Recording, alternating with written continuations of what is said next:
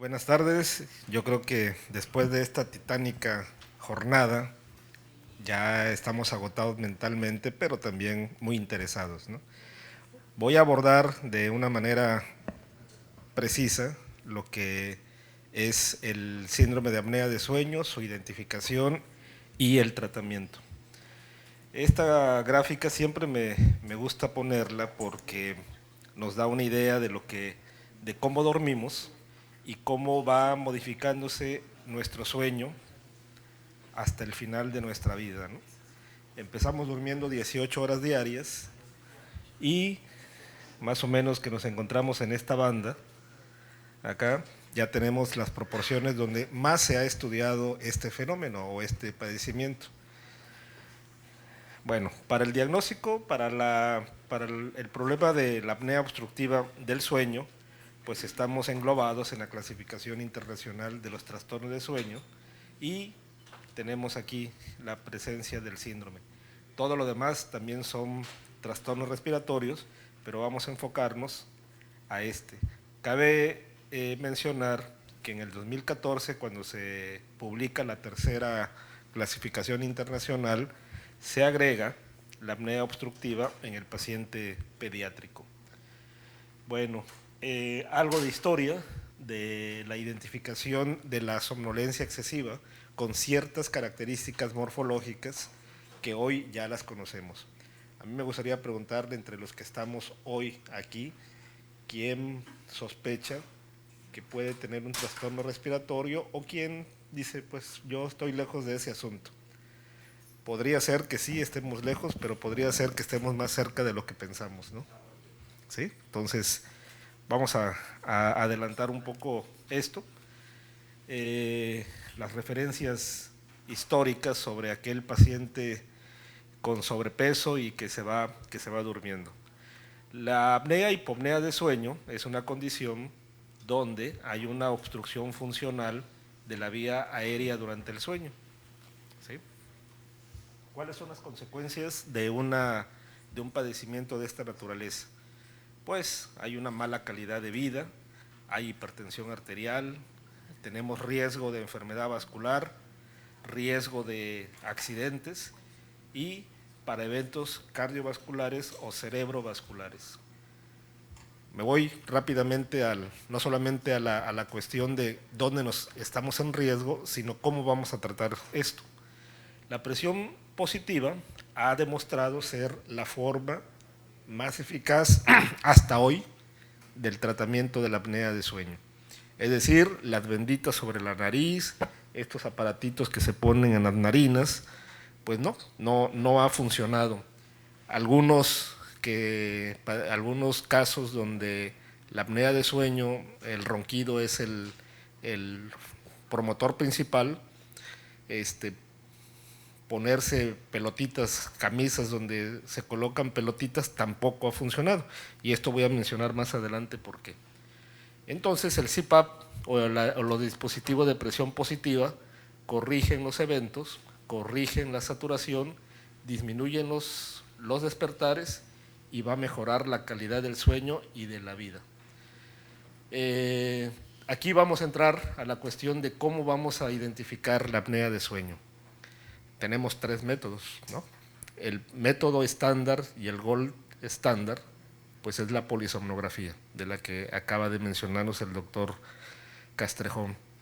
Hay otra tendencia cada vez más creciente de los dispositivos portátiles, es decir, equipos simplificados que nos ayudan a identificar la presencia y medir de alguna manera la severidad del trastorno de sueño.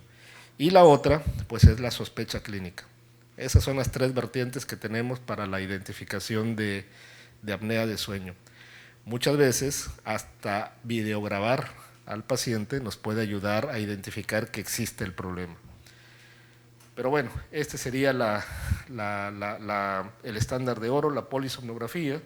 Todos estos son los datos de los que nos podemos quejar.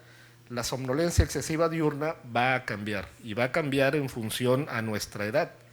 Podríamos ser muy jóvenes y enmascarar la somnolencia por la misma actividad, por los mismos compromisos, por el trabajo, podríamos enmascararlos con el consumo de café, ¿no?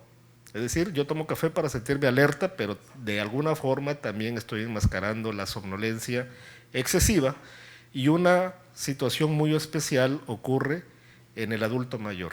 En el adulto mayor hay una disminución fisiológica del dormir, entonces la somnolencia podría no ser el síntoma principal. Podríamos tener falta de atención, algunos problemas de memoria, y tener ahí a alguien que tiene apnea de sueño. Otros que son indirectos, disfunción eréctil, la cuestión de orina durante la noche. ¿Qué vemos? Ronquido, generalmente un ronquido ruidoso, movimientos como de masticación y deglución, y esto se debe a la sequedad de la boca que se produce durante el ronquido y la apnea. Pausas respiratorias, que eso nos ayuda a la pareja, el acompañante, y los movimientos. Muchas veces se piensa, a lo mejor nuestro abordaje es erróneo, pensando en que tiene un trastorno de movimiento o de epilepsia incluso, ¿no? ¿Dónde tenemos que investigar? En aquellos pacientes donde hay hipertensión refractaria, donde hay insuficiencia cardíaca o que ha habido un accidente cerebrovascular. Cambios en el peso, la congestión nasal, la rinitis pueden ser. Factores de riesgo, el factor de riesgo más alto, más importante conocido, pues es el sobrepeso. El sobrepeso y la distribución de la obesidad. Ya sabemos que existen patrones de obesidad.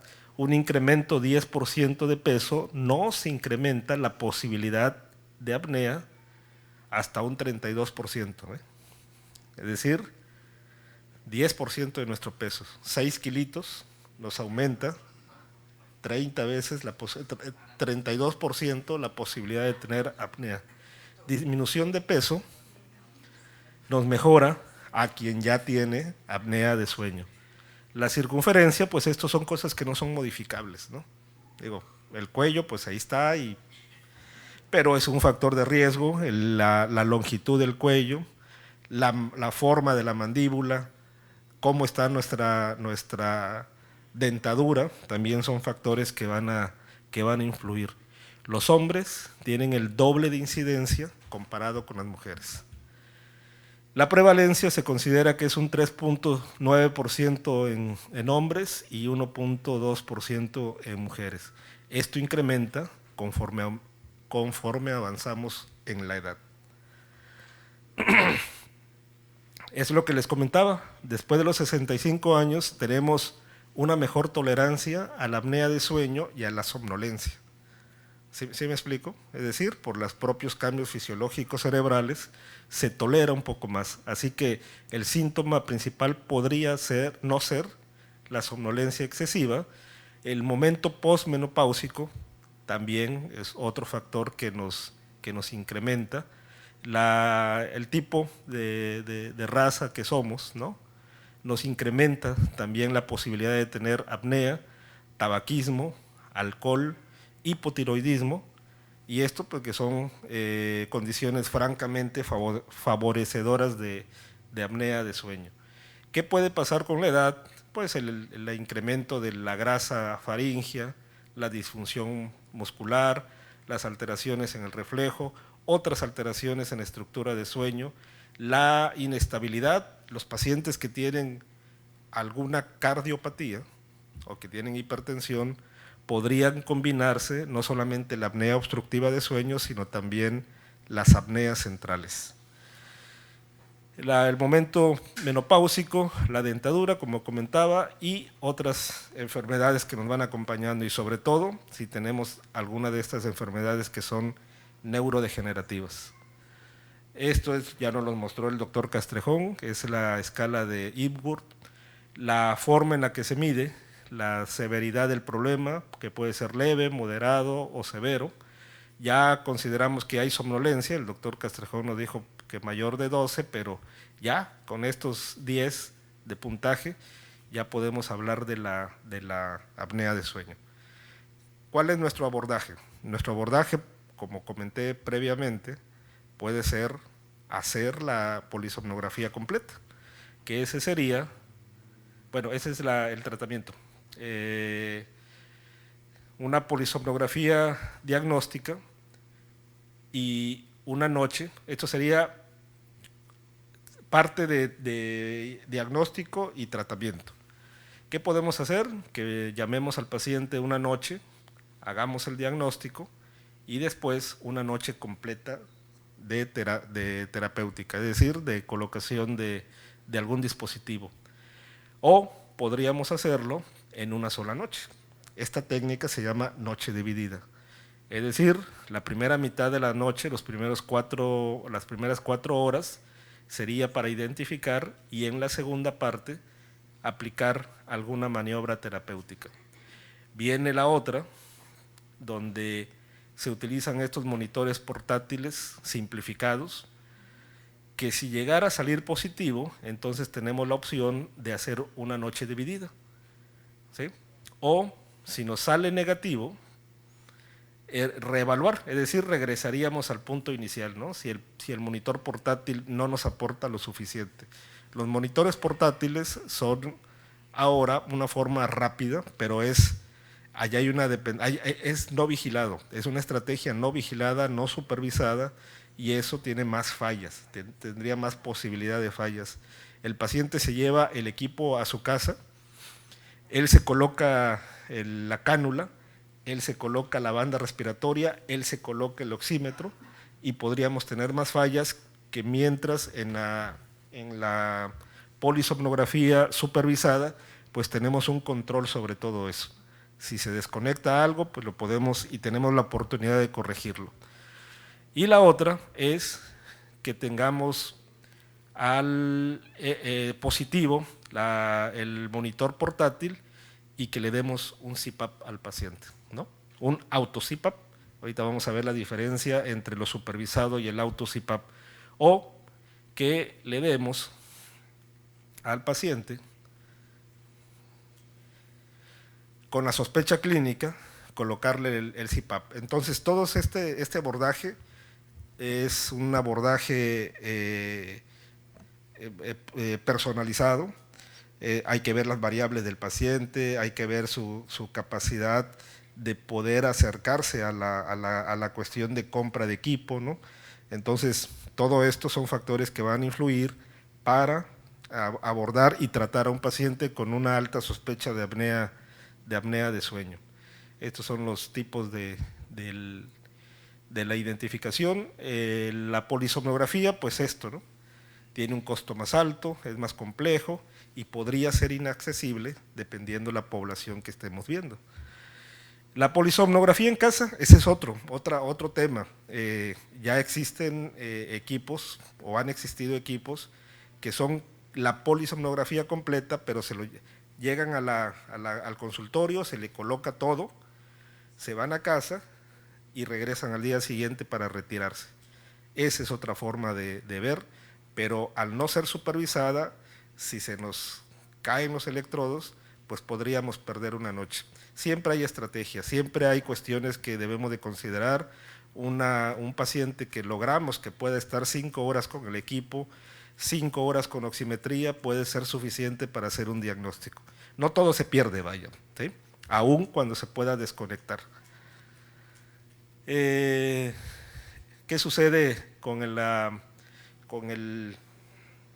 apnea de sueño en este estadio MOR?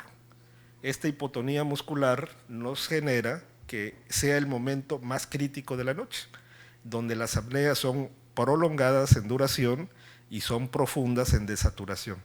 Entonces, hablar del sueño MOR, como yo mencioné en mi primera diapositiva, que es el sueño reparador, donde tenemos una consolidación de la memoria, donde hay una serie de producción de hormonas y de neurotransmisores.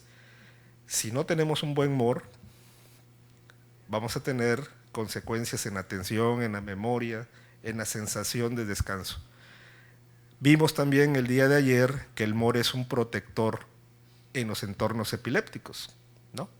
Entonces, el MOR hay que cuidarlo, hay que procurarlo, hay que favorecerlo, ¿no?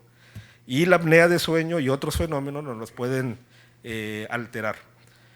La selectividad, hay pacientes que empiezan a tener apneas únicamente en sueño MOR. Ese es otro detalle muy temprano en la génesis de la apnea de sueño. No tienen apneas durante la noche, pero durante el sueño MOR empiezan a presentarlas, ¿sí? Por todos estos factores de atonía. Un ejemplo de una época de sueño. Aquí tengo 3 épocas de 30 segundos, por lo tanto tengo aquí 1 minuto y medio. El ronquido presente, la pausa respiratoria, la respiración paradójica, miren, inicia la apnea, disminuye la frecuencia respiratoria y luego va aumentando el esfuerzo respiratorio. Se tapa la nariz, bueno, más bien no hay entrada de aire por la nariz y el tórax y el abdomen empiezan a hacer esfuerzos por jalar aire, ¿no? Entonces viene esta respiración paradójica. Y la consecuente, la saturación no debe estar en el momento de la apnea, sino debe estar una vez que empiece el fenómeno dinámico, ¿no? Entonces aquí vemos la caída de la saturación. En este momento, al final, vemos un pequeño momento donde puede haber alguna activación, es decir, se está despertando. Miren, este es el hipnograma. El paciente regularmente se duerme rápido, hay hipersomnia, ¿no? O hay, si tiene un chance, ahí se duerme, ¿no? No importa dónde sea y cómo sea, pero el cerebro intenta tener esta acción de dormirse tan pronto pueda. Se duerme, aquí más o menos llega a un sueño 3, pero vean qué pasa en el sueño 3, ¿no? Hay un incremento en las desaturaciones y justamente en los periodos de sueño MOR es donde vemos una mayor intensidad de las desaturaciones, que también corresponden con la alta incidencia de la presencia de apneas. Tiene que ver cómo el paciente está, en qué posición está. Una desventaja que tenemos con los equipos, con la polisomnografía en laboratorio, es que el paciente se queda supino, ¿no? Para no moverse, para no mover los cables y todo. Hay que procurar que el paciente duerma como duerme en casa. Si duerme de lado, si duerme, bueno, como duerma, ¿no? Lo que no podemos permitir es que duerma abrazado, porque pues ahí ya no vamos a ver, ¿verdad? Bueno, estos números, pero relevantes. Relevantes porque aquí vemos la intensidad del problema. Primero vemos que este sujeto, que mostré su hipnograma, tiene un índice de apnea de 62. Quiere decir que cada minuto está teniendo una apnea. ¿Cuánto duran esas apneas? Duran 18 segundos en promedio, pero podemos tener hasta 54 segundos de duración de la apnea, hasta casi 1 minuto. ¿Qué otra cosa es relevante entre tanto número? Pues el tiempo de apnea. Si yo le digo a mi paciente, a mi sujeto, que si contamos todos esos momentos que no respiró y veo aquí que son 2 horas que no respiró, lo preocupo. Pero lo preocupo de buena manera, ¿no? Es decir, hay que atenderse, hay que solucionar este problema. Entonces, podemos aquí, a través de los números, darle una perspectiva al paciente de qué tan severo está el problema, ¿no? Otra cosa que nos llama la atención es que si reunimos y sumamos todos esos eventos de desaturación, 120 de la apnea contra 120 de la desaturación. Entonces son cifras que están en correspondencia, ¿no? En correspondencia. Y esto nos ayuda a que el paciente tenga una mejor conciencia del padecimiento y pueda iniciar tratamiento. Este es el resultado. Lo que mostré previamente es la polisomnografía completa. Ahora, ¿qué hacen los monitores? Los monitores portátiles, pues Aquí, a través de la cánula, se coloca una cánula, el paciente se coloca una cánula como si fuera un dispensador de oxígeno. Un dispensador de oxígeno, se coloca la banda y se coloca el oxímetro. La cánula es el detector de la apnea y también del ronquido. La banda respiratoria mide la frecuencia respiratoria y la oximetría nos ayuda. Pero estos son datos que no se pueden, que no tenemos una forma de cómo hacerlos sincrónicos más que revisar el producto de esto. Por eso, los monitores portátiles deben de ser empleados en pacientes con alta probabilidad de apnea. Si yo me compro mi equipo portátil y lo vendo como un equipo portátil y viene un insomne, no va a servir de nada, ¿eh? Eso no sirve. Tienen que ser personas con alta probabilidad de apnea donde podamos aplicar esto, ¿no? Entonces, el equipo nos ayuda a identificar, en este caso, las pausas respiratorias y las desaturaciones, y nos da un resultado, ¿no? Y aquí nos los pone en una barra de colores, diciendo que 20 ya es un incremento del riesgo.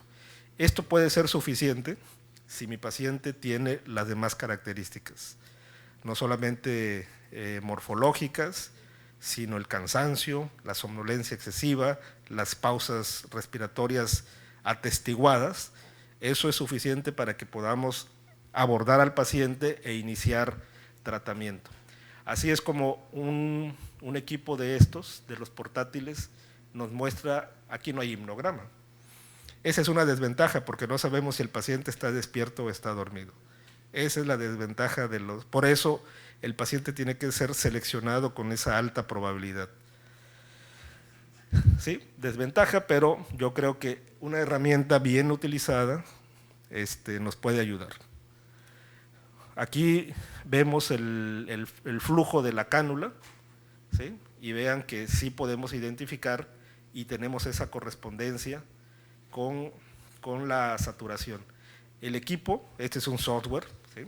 Conectamos el equipo a la computadora, leemos el software y esto nos ayuda porque yo puedo modificar todos los valores aquí. Me refiero a que yo puedo poner ventanas de 1 minuto, de 2 minutos, de 5 minutos para observar lo que está pasando. Entonces ya tenemos nuestros tres formas, ¿no? Como les comenté, la polisomnografía completa, el monitor y la sospecha clínica. Ahora, ¿qué vamos a hacer? Vamos a iniciar una prueba o un ensayo terapéutico. Ese ensayo terapéutico consiste en colocarle el CPAP al paciente.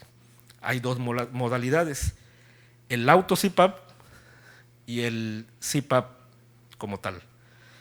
El auto CPAP es una forma en la que el equipo regula la entrada y salida del aire. Recuerden que es como un compresor, ¿no? Está lanzando aire de una forma continua.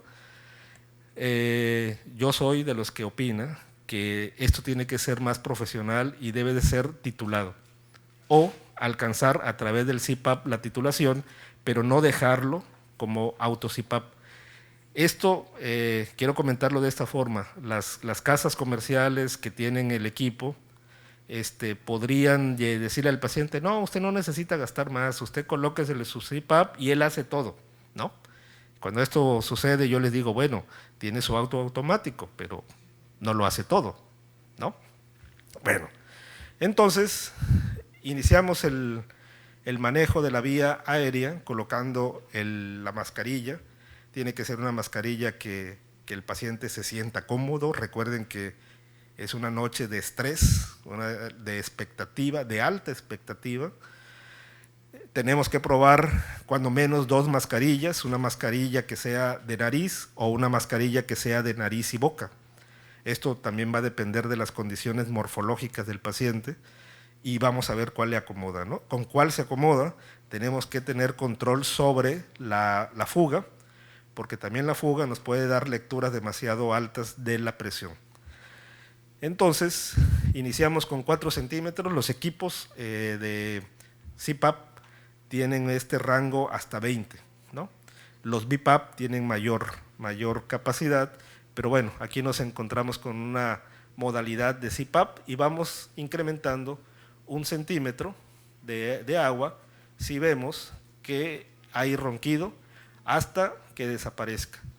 ¿Cuáles son las condiciones ideales del control de la apnea?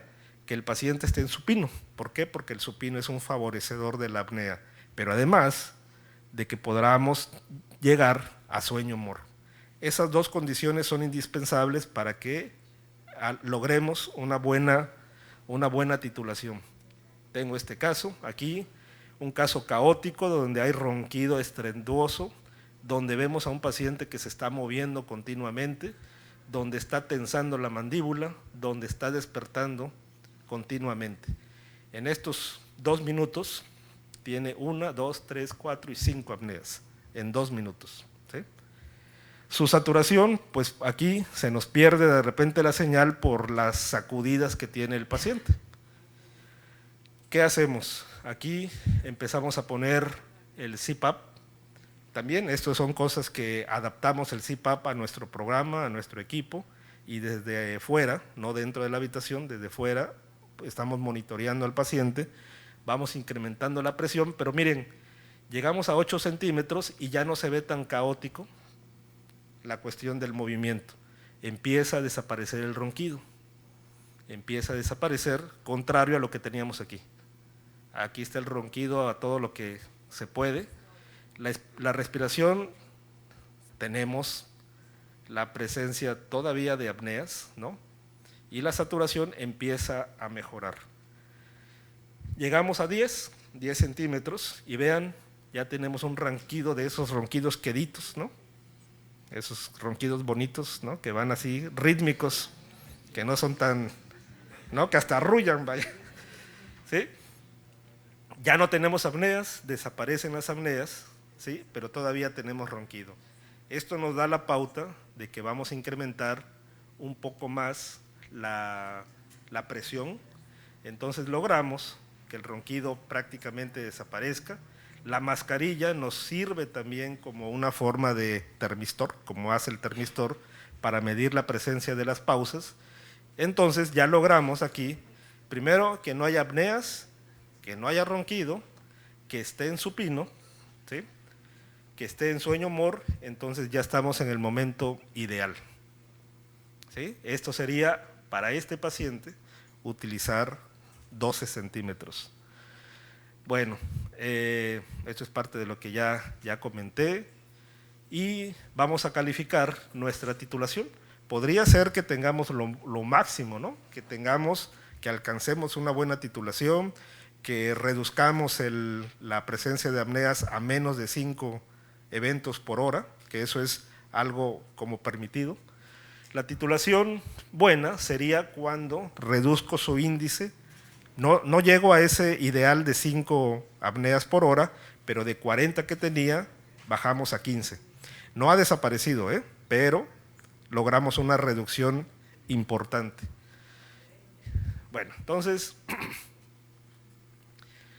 así se categoriza la titulación y pues habrá que repetir en caso de que no alcancemos lo ideal.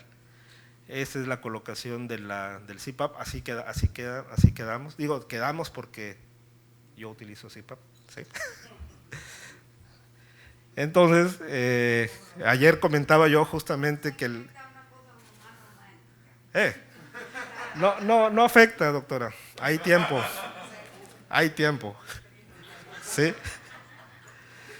Entonces, bueno, las diferentes modalidades de las mascarillas también permiten comodidad, ¿no?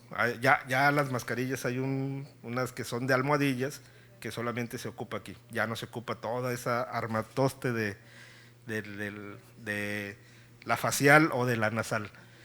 Este es otro problema, una vez que el paciente tiene su diagnóstico, tiene su tratamiento, el apego. ¿Qué es el apego? El apego es que sí hay pacientes que se cansan entonces lo dejan una noche y como todas las cosas, ¿no? Se deja una, pero luego 2 y luego 3 y cuando entra en crisis lo vuelve a utilizar, ¿no? El apego, eso es una cosa que limita el éxito de esta situación. En México y en todos otros lados, pues tenemos este problema del costo, ¿no? Los equipos son costosos, pero yo quiero decirles que sí son costosos, pero también son durables, ¿no? Entonces, un equipo que cueste 20,000 pesos en México, aquí estaría como en 40 o 50 más o menos, 50,000, puede garantizarnos un buen dormir durante cuando menos 4 o 5 años. Entonces, creo que la inversión sí es alta, pero es buena, ¿no? Hay calidad de vida, hay descanso, hay una serie de situaciones más beneficiosas que onerosas. Caso 1, tengo a este paciente, donde lo que vamos a hacer con él es una titulación de la noche completa. Él ya tiene una apnea ya conocida, 88.8, vean el peso, ¿no? La estatura, ¿sí? Y el índice de apnea, que es elevadísimo. Tuvo 564 pausas respiratorias, lo que nos da ese índice. Así está su hipnograma. Esta es la primera noche de diagnóstico. Sí llega a sueño MOR, pero nunca pasa a sueño profundo. Se queda en sueño 2, tiene sus periodos de MOR, porque aún cuando tiene mucha apnea logra llegar. Pero miren, la desaturación está continua durante todo el tiempo. Aquí mejora la saturación porque despierta, ¿sí? No hay apneas, pero porque despierta. Voy a la otra, y esta es la noche de titulación. Ya nos vamos a la noche de titulación, es el mismo paciente, y empezamos a dar la presión, empezamos a incrementar, dependiendo cómo lo encontremos en cuanto a posición y en cuanto a respuesta, pues alcanzamos aquí con él al menos una 11 centímetros de presión. Esto hizo que las apneas obstructivas redujeran el índice total en 11.6. Alguien me puede decir, bueno, pues sigue teniendo apneas y además de un grado que es relevante. Sí, pero es una noche de titulación, es decir, tenemos momentos a baja presión donde están las apneas, y esas son las apneas que contribuyen al índice total. Pero hay una manera de saberlo. Tenemos aquí nuestro análisis por presión y por tiempo y por el resultado. Entonces yo puedo decir aquí, miren, tuvimos en 8, estuvimos 9 minutos y todavía teníamos apneas por acá, ronquido, pero donde alcanzamos el mejor índice y donde estuvo el mayor tiempo, aquí el tiempo total casi 2 horas en 11, los minutos en sueño MOR, que fueron 22, 87 en sueño no MOR, y encontramos una apnea obstructiva, ninguna central, ninguna mixta, una obstructiva, una hipopnea, poquito ronquido, 8 ronquidos por hora, ¿no? ¿Es mucho?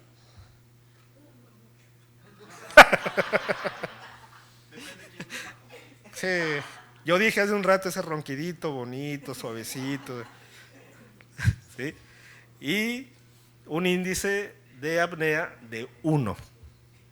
Vean cómo redujimos a este paciente de 88 a 1, ¿sí? Bueno, entonces, aquí está, caso 2. Esto que mostré hace un momento fue una noche de diagnóstico y una noche de tratamiento. Ahora vamos a ver la misma noche, donde la mitad es de diagnóstico y la otra mitad es de tratamiento. Y tenemos aquí, esta es la basal, miren, aquí más o menos, por aquí, aquí está. Este es el momento basal, que son las primeras 4 horas, más o menos 3 horas y 40 minutos, y de aquí para aquí es la fase de tratamiento. La cuestión es que las gráficas nos dan muchísima información, ¿no? Aquí vemos todo eso. Este es un momento basal, donde ahí están las apneas, ahí está el ronquido, ahí está el movimiento, el despertar y todo este desbarajuste que tiene el paciente. Pero vean qué pasa cuando empezamos a hacer la titulación. Ustedes me dicen, ¿dónde está la titulación?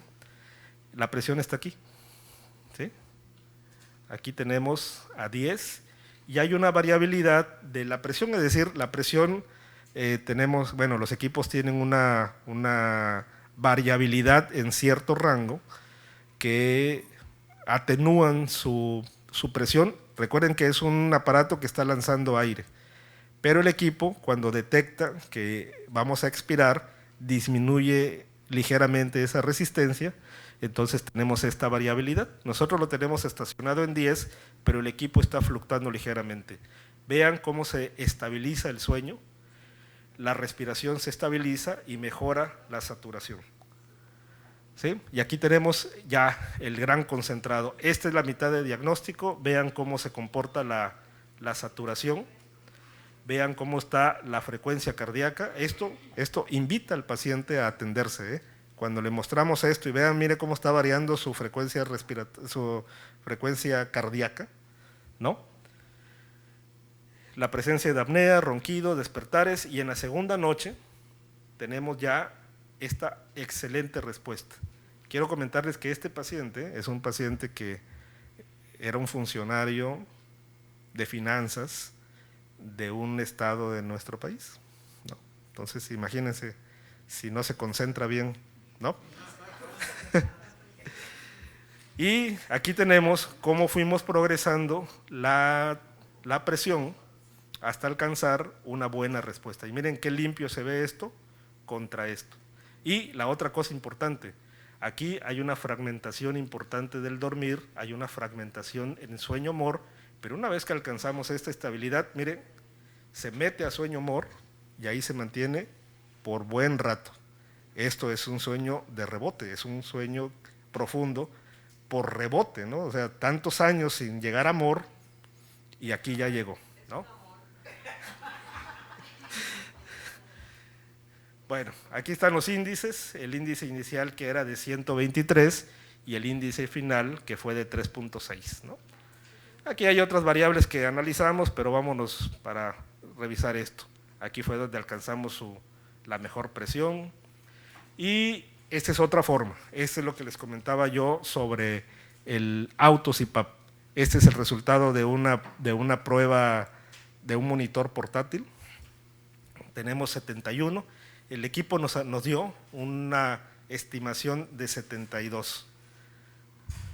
Y lo que se hace es que los equipos de CPAP tienen programas que nos permiten conocer cómo se comporta durante la noche y le damos el equipo al paciente, se lo podemos dar 3 días, 5 días, dependiendo del paciente, ¿no? Hay quienes intentan hacerlo en una noche, puede ser válido, puede ser. Y lo que vemos es lo siguiente. Este fue de un día, ¿no? La máquina nos da una estimación de la presión en el 95% del tiempo y nos dice que esa presión se mantuvo en 10.7. ¿Sí? Es una presión que tiene lógica, ¿no? Podemos pensar, bueno, pues es posible que esta sea la lógica del paciente y la estimación que tiene el equipo sobre las apneas, porque la mascarilla funciona como un termistor, ¿no? Entonces, la estimación que tiene es que hay un índice de apnea de 1.2. Pero esto no es lo único, ¿no? Tenemos que preguntarle al paciente cómo se sintió. Por ahí yo tengo correos y mensajes de pacientes donde me dicen, esto es maravilloso, ¿no? Hay uno que me dijo, dice, pensaron que me morí, ¿no? Porque estaban acostumbrados a escuchar el ronquido todo el tiempo y la noche que se llevó el equipo fueron a verlo si realmente estaba respirando, ¿sí? A ver si respira, ¿no? Y las cosas que el paciente siente, ¿no? Las cosas que el paciente, que esa es la mejor forma. Si yo hago toda esa estrategia y el paciente se sigue quejando de somnolencia, algo más hay, ¿sí? O me equivoqué en pensar que esto era una apnea de sueño, ¿sí? Bueno, pues esta es la forma del autoset. El autoset es una cuestión programable. Yo puedo programar, por ejemplo, que cuando el paciente se ponga la mascarilla no se aviente los 11 centímetros de presión, sino que vaya de poquito y vaya subiendo. Generalmente ponemos tiempos de 10 minutos, de 15 minutos, de 30 minutos, dependiendo de la marca podría ser el rango que podamos manejar, y colocamos una presión fija. El autoset es esa variabilidad que gobierna la máquina y que la máquina decide en qué momento subir y bajar. Yo soy más cauteloso en eso, no dejo que la presión suba a más de 16, hay riesgo de barotrauma, ¿no? El de fugas, hay otras cosas que también tendremos que valorar, que sería objeto de otra plática, ¿no? Pero por lo pronto vamos a quedarnos aquí en esta opción que tenemos del auto CPAP. Hay estudios que se han hecho sobre qué es mejor, si tenemos una supervisión del CPAP o le dejamos el auto CPAP al paciente. Yo he dejado el auto CPAP al paciente, pero le pongo frenos, es decir, no dejo que la máquina llegue a más de 16, le pongo un tope de 16, por ejemplo, ¿no? Entonces hay una variabilidad de la presión entre 4 y 16, ¿no? Bueno, entonces esto sería lo último, para no aburrirlos más con esto. La verdad es que es una situación que podemos vivir o que tenemos a alguien cerca de nosotros quizá viviendo esta situación, donde hay falla de memoria, donde hay falta de concentración, donde hay dolor de cabeza matinal, ¿no? Estos pacientes regularmente, si les preguntamos cuántas veces se despiertan por la noche, van a decir que una o ninguna, cuando estamos viendo que se despiertan o micro despertares hasta 500 por noche, ¿no?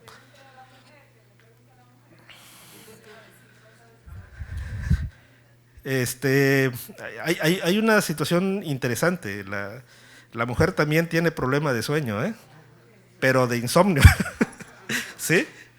Y muchas veces duermen separados, ¿no? O sea, ya lo dejan y dicen, no, pues ya quédate, ¿no? Entonces, sí hay un trastorno, me refiero, genera un trastorno social, ¿no? Porque sí, preferimos dejar al roncador ahí solito y que ahí solito se pierda, ¿no? Y la pareja o los demás pues en otro sitio. Quiero de verdad agradecerles su paciencia de esperar hasta este momento, porque sí, realmente fue un día muy, muy cansado y espero haber alcanzado los objetivos con esta plática y las pláticas anteriores. Agradeciendo nuevamente a la mesa directiva, a los doctores que nos invitaron a compartir estas pequeñas experiencias que tenemos y decirles que México es su casa. ¿Sí? Gracias.